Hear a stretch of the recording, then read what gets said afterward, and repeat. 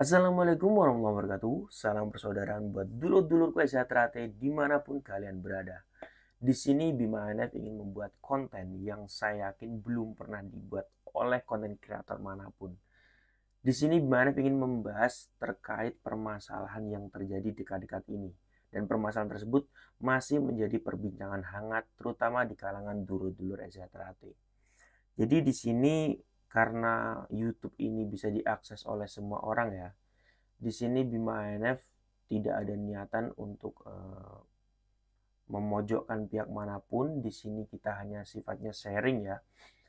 Tidak terkecuali video ini Bima ANF peruntukan terutama buat warga-warga baru, calon warga PSAT Liting 2025, agar mereka semua ketika sudah disahkan menjadi warga Exatrate bisa menyikapi permasalahan internal organisasi kita dengan bijak.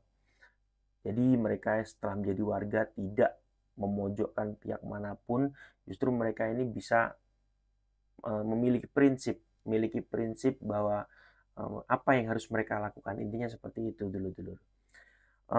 Jadi konten Bima NF kali ini terkait permasalahan internal organisasi kita. Sebenarnya Bima NF sendiri agak canggung ya membahas permasalahan ini karena mendapatkan tekanan dari beberapa pihak yang menurut mereka mungkin konten Bima NF ini terlalu vulgar terkait permasalahan organisasi. Tapi tidak apa-apa karena saya rasa udah menjadi rahasia umum, sudah diekspos, bahkan televisi nasional pun pernah mengekspos permasalahan ini. Sosial media pun sudah mengekspos permasalahan ini. Bahkan konten kreator yang saya seniorkan ya, salah satunya Mas Denny Aprisani, ya kalau kreator PSAT ya yang tersisa ya tinggal itu aja. Salah satunya Mas Denny Aprisani juga membahas permasalahan ini gitu. Berarti kan ini udah parah banget. Nah, sebetulnya konten-konten seperti yang dibuat salah satunya Mas Denny Aprisani ini tujuannya adalah untuk mengedukasi saudara-saudara kita agar bisa menyikapi permasalahan ini dengan bijak gitu. Jadi sebetulnya kita harus udah legowo dengan perbedaan itu tanpa harus menjelek-jelekkan pihak manapun. Intinya seperti itu loh dulu-dulu. Karena ya kita ini kan harus bawah ini kan tidak terlibat akan permasalahan ini ya.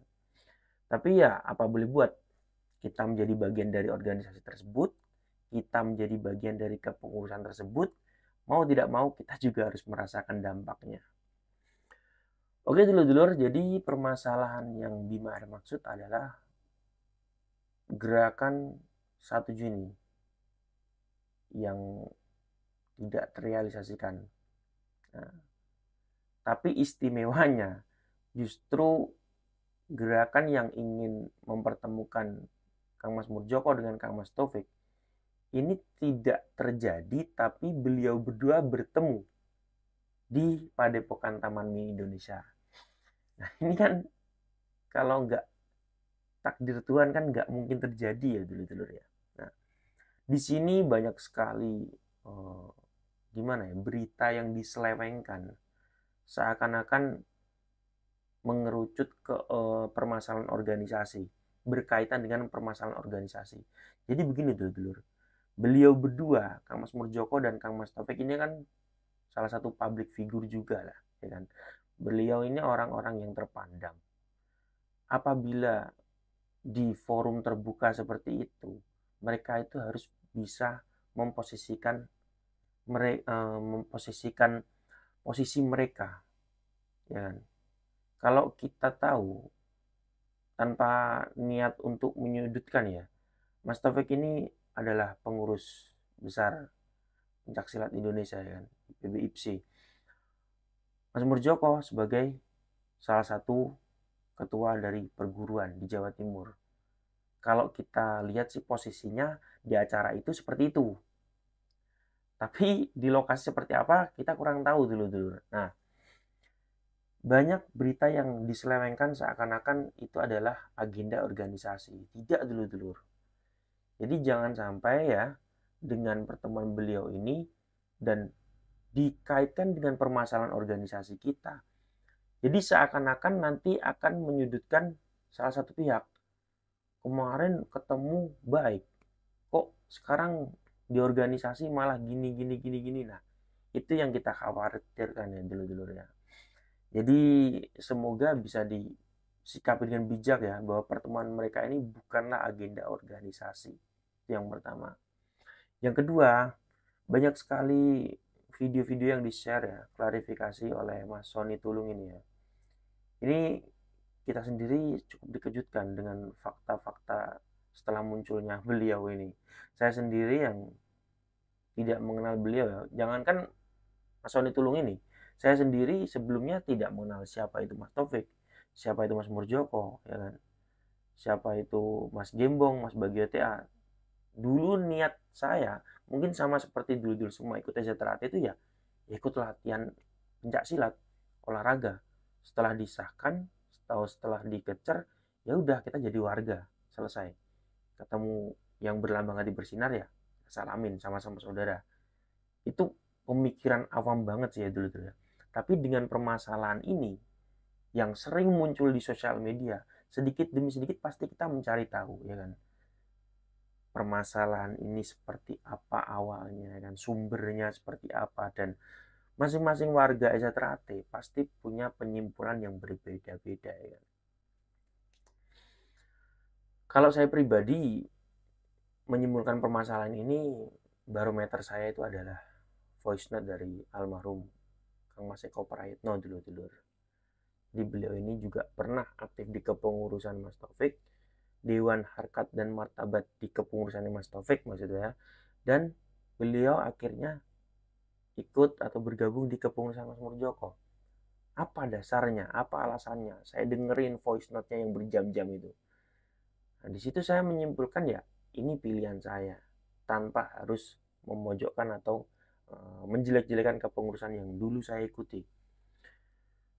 Nah, ini kembali lagi ke Mas Sony Tulung ini. Ini fakta-fakta yang muncul ini cukup mengejutkan dulu. Salah satunya ada informasi mengenai KTK warga Eza Trate yang ditandatangani oleh beliau sebagai ketua umumnya. Nah, ini kita masih ragu dulu. Ini editan apa asli gitu loh. Mungkin dulu yang tahu bisa tulis di kolom komentar ya. Jadi untuk adik-adik keluarga baru ya, ini mungkin kalian belum mengalami hal ini. Tapi setelah disahkan nanti, pasti kalian akan memiliki hal tersebut. Salah satunya adalah KTA. Nah, di sini banyak sekali versi, tapi ada beberapa yang termasyhur atau yang sudah umum dikenal oleh warga Zatrate, terutama mungkin warga-warga yang sudah lawas ya. Yang pertama adalah KTA dari kepengurusan Kang Mas Tarmaji Budarsono, karena beliau ini memimpin Zatrate kan cukup lama dulu. Hampir mayoritas warga Zatrate itu kebanyakan KTA-nya tanda tangan beliau ya. KTA Kang Mas Tarmaji Budarsono, selanjutnya KTA Kang Mas Gembong ya, atau Kang Mas Imam Kuskartono kalau nggak salah ya, mohon maaf ini kalau salah. Jadi beliau ini adalah adik kandung dari Kang Mas Imam Kusupangat. Nah, di situ beliau juga memposisikan diri beliau ini ya sebagai ketua umum Eza Trate ya. Kalau untuk pengganti beliau setelah Mas Gembong almarhum, saya sendiri kurang update dulu ya. Mungkin dulu yang tahu bisa tulis di kolom komentar. Yang ketiga ada KTA dari Kang Mas Taufik ya. Beliau adalah ketua umum yang dipilih melalui Parapat Leluhur 2016. Nah, ini pengesahan warga Jakarta pengesahan 2016 pasti KTA-nya Mas Taufik ya kan. Kang Mas Muhammad Taufik. Selanjutnya ada Kang Mas Murjoko. Nah, ini Kang Mas Murjoko ini juga ketua umum Jakarta. Dilanjutkan lagi ada KTA yang tanda tangannya Kang Mas Puguh Wicaksono atau Kang Mas Sony Tulung ini. Ini jadi ada 5 kepengurusan yang memiliki legalitas masing-masing dan sah menurut mereka, menurut versi mereka masing-masing ya. Oh iya, ada satu lagi sebetulnya. ada KTA dari Kang Mas Bagio TA. Nah, ini juga ketua umum dulur-dulur. Ini yang paham mungkin bisa dijelaskan ya di kolom komentar dulur-dulur. Jadi warga SZRAT ketika posisinya masih siswa, mereka tidak akan tahu hal itu. Tapi setelah jadi warga, mereka akan mengalami fase itu. Yang dimana ketika mereka ketemu sama warga SZRAT, mungkin ya iseng-iseng ya menunjukkan kartu tanda anggota mereka. Loh, kok beda? Oh, ini mungkin ketua umum yang sebelumnya mungkin. Atau ini ketua umum yang keberapa mungkin ya. Atau ini ketua umum yang eh, sudah menggantikan ketua umum yang sebelumnya mungkin ya. Tapi beliau-beliau ini ada di era yang bareng gitu loh. Ada di era yang bersamaan. Bisa disimpulkan ya intinya terjadi perpecahan di situ. Nah, yang perlu digarisbawahi dulu ya. Di sini kalian memposisikan diri kalian ini sebagai apa? Warga SZRAT yang menjabat sebagai apa? Warga yang biasa kah, ya kan? Arus bawah, sebut saja arus bawah, atau di sini pengurus, atau di sini sebagai bukan sekedar pengurus saja, tapi sebagai wiroanom, ya, sebagai warga SZRAT yang disebutkan atau tingkat 2. Kalau kalian hanya warga SZRAT yang biasa, ya, otomatis ini tidak terikat dengan kepengurusan apapun. Apa yang harus dilakukan? Ya, intinya jaga terus persaudaraan. Udah gitu aja. Siapapun yang memakai atribut SZRAT, tidak peduli dari mana latar belakangnya, ya salamin. Tetap dengan ajaran kita. Karena sejatinya beliau-beliau yang di KTA Anda menandatangani KTA Anda ini, ya kan, ini beliau ini juga memang asli warga SZRAT. Kalau untuk keaslian status mereka ini udah tidak dirawat lagi, mereka juga warga SZRAT gitu loh. Yang kedua, apabila kalian pengurus, ya, warga tingkat 1 yang merupakan pengurus, entah itu pengurus rayon, atau pengurus ranting, atau pengurus cabang, atau bahkan pengurus pusat ya. Di sini kalian harus memilih, harus punya prinsip kepengurusan mana yang kalian ikuti. Loh, tapi kalau misalkan kita ini disahkan di kepengurusannya Mas Taufik misalnya, tapi kita ingin aktif di kepengurusannya Mas Murjoko, apa bisa? Kan udah beda. Ketua umumnya aja udah beda. Bisa. Semua itu bisa. Karena ini organisasi. Ada prosedurnya. Apalagi yang kita tahu secara pakem dan ajaran masih sama. Di situ kan nanti dites. Kalau memang benar-benar masih sama, itu lebih mudah untuk bersatu atau untuk melebur jadi satu. Itu yang kedua. Yang ketiga, apabila kalian merupakan seorang sepuh atau wiroanom, yang jelas wiroanom ini terikat dengan salah satu kepengurusan. Nah, di sini kalian tidak sekedar harus memihak saja atau memilih saja, tapi kalian juga harus menegaskan, ya kan? Menegaskan kepada adik-adik kalian atau pengikut kalian bahwa yang kalian ikuti ini adalah kepengurusan misalnya Kang Mas Taufik atau Kang Mas Murjoko atau siapapun ketua umumnya lah. Di sini tingkat 2 ini ada masing-masing versinya. Tingkat 2 versi pengukuhan dari ketua umum ini, pengukuhan ketua umum ini, atau pengukuhan ketua umum ini. Itu yang belum disadari oleh semua warga SZRAT. Bahwasanya warga SZRAT tingkat 1 itu adalah milik dari cabang. Jadi komando tertingginya itu adalah dari cabang. Tapi kalau wiroanom atau warga tingkat 2 SZRAT, ini adalah milik pusat dulur-dulur. Jadi komando utamanya itu dari pusat. Ketika wiroanom ini sudah dikukuhkan oleh salah satu kepengurusan, ya apapun kondisinya, ini mereka harus mengerucutkan anggota mereka ke ketua mereka.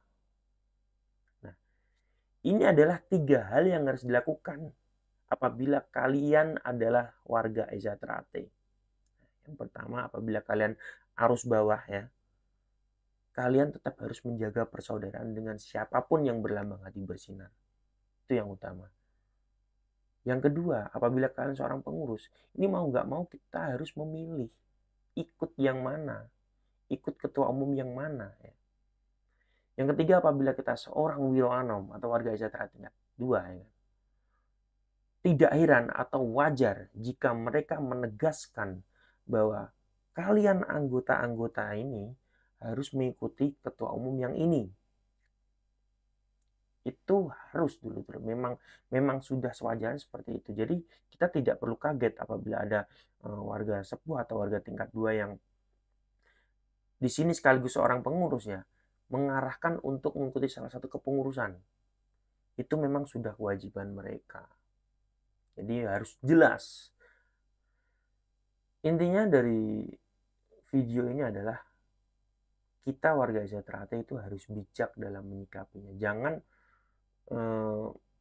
kita ini warga tingkat 1 sok-sokan merambah di haknya yang bukan ranah kita. Jadi kita ini membahas yang di situ bukan ranah kita. Seperti contoh, kita nge-live TikTok, ya kan, mengumpulkan dari berbagai macam konten kreator atau akun-akun TikTok di sini membahas tentang kepengurusan. Nah, ini sebenarnya nggak pas. Arus bawah itu ya yang penting seduluran aja gitu loh.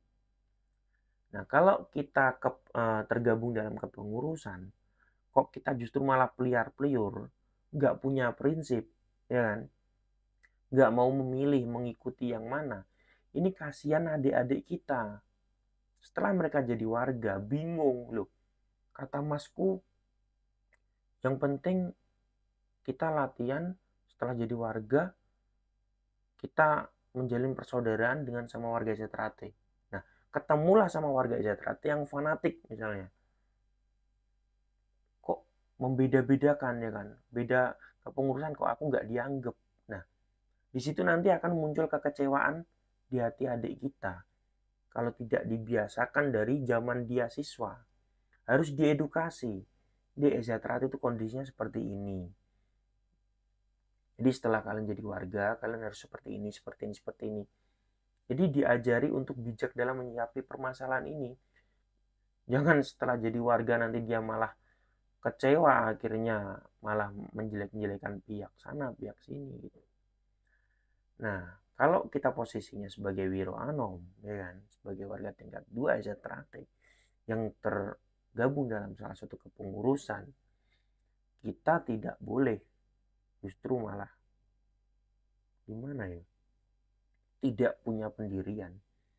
Nah, tingkat 2 kok nggak punya pendirian. Nah, itu perlu dipertanyakan tingkat 2-nya ya.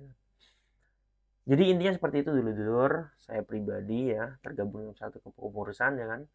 Tapi kalau saya bertemu dengan warga Sejahtera dimanapun dia berada, di luar organisasi, apapun latar belakangnya, siapapun ketua umumnya dia, saya tetap menganggap dia sebagai saudara ya kan. Tapi kalau sudah tergabung di organisasi atau sudah masuk ke ranah organisasi, nah ini kita harus punya prinsip, harus ada sekat di situ, mau tidak mau. Ini posisi saya sebagai pengurus rayon. Kalau kalian yang mungkin di sini pedagang atau yang warga biasa aja, nggak punya status apapun di organisasi, ya wis jaga seduluran aja ya kan. Seperti itu dulu. Oke dulur-dulur, terima kasih sudah menonton video terbaru dari Bima NF. Intinya tetap jaga terus perseduluran dan ikuti terus channel YouTube Bima NF. Salam persaudaraan.